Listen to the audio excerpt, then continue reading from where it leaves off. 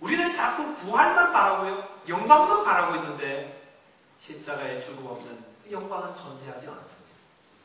십자가가 있어야 되는 것입니다. 그러기 위해서는 내가 겸손하게 낮아지고 겸손하게 십자가 앞으로 나아가야 하는 것입니다. 제가 유학 시절에 차가 없었습니다. 그래서 항상 다른 분들이 저를 픽업해 주신 그런 은혜를 입었는데 어느 날 어떤 분이 저를 긍휼히 여기셨는지 아니면 차를 처분할 데가 없어서 그런지 저에게 고물차를 하나 주셨습니다. 몰고 다니라고. 차가 없다가 차가 생기니까 세상이 달라지더라고요. 버스를 타도 되지요. 얼마나 좋아요? 그래서 제가 운전을 하고 다녔습니다. 기름값 걱정하지 않고 처음에는 걱정 안 하니까. 근데 제가 어느 정도 운전하면서 좀 정신을 차리고 보니까 제가 운전하는 데마다 왜 이렇게 시끄러운지 몰라요. 왜 클락션을 그렇게 많이 울리고 왜 저한테 손가락질하고 화음을 짓는지 모르겠더라고요. 알고 보니까 제가 나중에 정신 차리고 보니까 이 차가 보통 차가 아니에요. 색깔은 색깔이고 여기저기 페인트 다 떨어지고요. 범퍼는 떨어지기 일보 직전이고 아무튼 제가 연식도 기억 못하는 너무너무 오래된 차예요. 그러니까 호주 젊은이들이 다니다가 이 차를 보니까 괜히 이 손가락질하고 싶고 소리 지르고 싶고 저는 짜증나게 이러면서 뭐라고 하는지 못 들었지만 굉장히 소리를 지르었던 것 같아요. 그래서 얼마 후에 제가 그 차를 어떤 사정이 있어서 안 타게 됐지만은 여러분 그 이상한 차 타고 다녀도 이 초라해 보이는 거거든요. 하나님의 아들 예수께서 초라한 나귀 새끼를 타신 게 예수님이 창피하지 않으셨을까요? 여러분 십자가를 지신 예수님 하나님의 아들이고 기도회가 도통했으니까 하나도 부끄럽지 않았을 거야 라고 생각하십니까? 그렇지 않습니다. 성경은 우리 주님께서 얼마나 창피하고 부끄러웠는지 그것을 참았다고 이야기하고 계십니다. 히브리서 12장 2절에 보시면은 믿음의 주요 온전케 하시는 이 예수를 바라보자. 그는 그 앞에 있는 기쁨을 위하여 십자가를 참으사 부끄러움을 개의치 아니하시더니. 십자가를 참았고 부끄러움을 개의치 않은 이유가 있는데 그것은 자기 앞에 있는 그 기쁨 때문에 내가 십자가에 죽음으로 이 많은 사람들을 살릴 수 있는 인류의 구원을 내가 이룰 수가 있는 그 기쁨 때문에 창피하고 얼굴도 들지 못하는 그런 이지만 개의치 않았다는 거예요. 넘어가셨다는 거예요. 참았다는 것입니다. 저와 여러분들이 예수 그리스도의 형상을 본받아서 하나님의 나라를 이루어가는 그런 제자가 되려면 부끄러움과 창피함으로 참을 수 있어야 됩니다. 그것은 누가 가능합니까? 가진 사람들은 잘 못해요. 잘 나가시는 분들은 잘 참지 못해요. 아니 감히 내가 누군 줄 알고 그런 말을 해. 내가 종인 줄 아나? 이러면서 고래고래 꼬암 지르고요.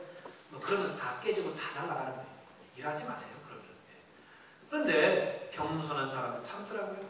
어떤 인도 선교사를 봤던 영국 선교사님께서 수년 동안 인도에서 사역하셨지만 아무 결과가 없었습니다. 실망해서 돌아가는 그 길에 마지막 기차를 타고 돌아가시는데 기차 옆자리에 인도 사람이 앉아 계셨습니다. 너무너무 창피하고 실망스럽고 하나님이 마지막으로 나에게 전도하려고 이 사람을 함께 하셨나 보다. 그런 마음으로 자기 가진 성경책을 꺼내었습니다. 그리고 예수 그리스도에서 증거하기 위해서 성경책을 이렇게 보여드리면서 예수 그리스도에 대해서 소개하려고 하는데 이분이 눈치가 빨라서 잠깐 저는 힌두교 신자입니다. 제게 전도하려 하지 마십시오. 막았습니다. 얼마나 실망이 돼요. 창피하기도 하고 거절당했잖아요. 그런데 지금 얼굴들 면목이 없습니다. 수년 동안 선교했는데 한 사람의 결신자도 없습니다. 창피하고 부끄럽지만 그래도 어떻게 해요?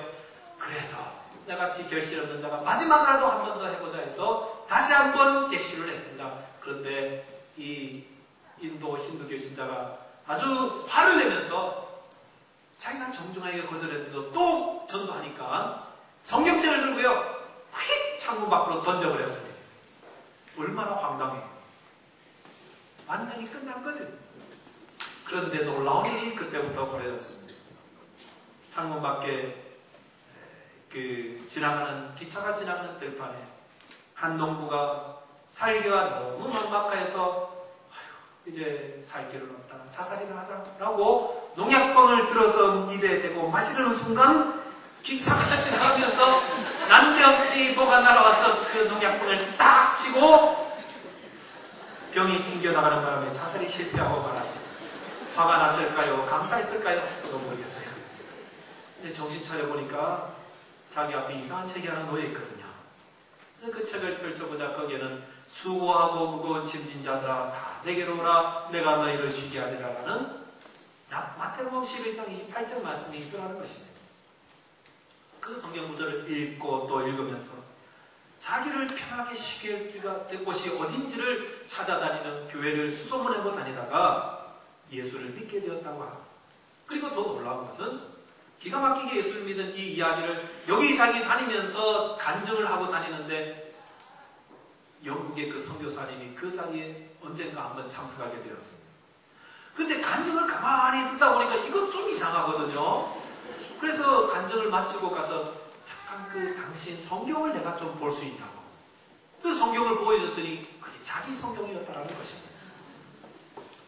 하나님께서 선교에 실패해서 돌아가는 그 선교사에게 그 마음의 감동을 주시고 복음을 전하게 했습니다. 근데 창피하게도 거절당했어요. 거절당한 뿐만 아니라 다시 용기를 내서 나가게 하신 이유가 어디 있을까요? 만약 이 선교사님이 많은 선교의 열매를 가지고 돌아가는 분이었다면 아마 기차에서 편안하게 주무시면서 가셨을 것입니다. 그런데 결실이 없으니까 겸손할 수밖에 없는 거예요. 겸손할 수밖에 없으니까 또 다가가고 또 다가가게 되는 것입니다. 겸손한 자가 십자가의 사역을 이룰 수가 있습니다. 우리가 교만하면 하나님의 일을 이룰 수가 없습니다. 우리 주님께서 나귀 새끼를 타셨기 때문에 자신의 겸손함으로 나아가셨기 때문에 십자가가 있고요. 십자가가 있기 때문에 저와 여러분같이 이 큰 죄인들이 다 죄 용서 받고 하나님의 자녀로 받아들여질 것입니다. 우리 주님의 십자가, 오늘 종려주의를 맞이해서 나귀 새끼를 타시고 입성하시는 예수님은 왕이요 또한 겸손하신 분이십니다. 이 겸손함이 있었기 때문에 왕이신 그분이 십자가에 달려서 저와 여러분의 구원을 이루었습니다. 저와 여러분 주님께서 겸손함으로 부르시고 나의 십자가를 지고 주님의 제자가 되고 주님의 뜻을 따르라 그랬습니다. 오늘 그냥 말씀만 잘 듣고 간다 이렇게 생각하지 마시고 주님의 십자가 기억하면서 나는 그럼 어떻게 주님의 십자가를 이루는 겸손한 삶을 살까? 주님의 그 부르심에 순종하며 능력 있게 영향력 있게 살아가는 주의 백성들 되시기를 바라겠습니다. 기도하겠습니다. 하나님 아버지 감사드립니다. 주께서 우리와 함께하고 계시며 이 예배 가운데 우리에게 은혜를 주심을 감사합니다.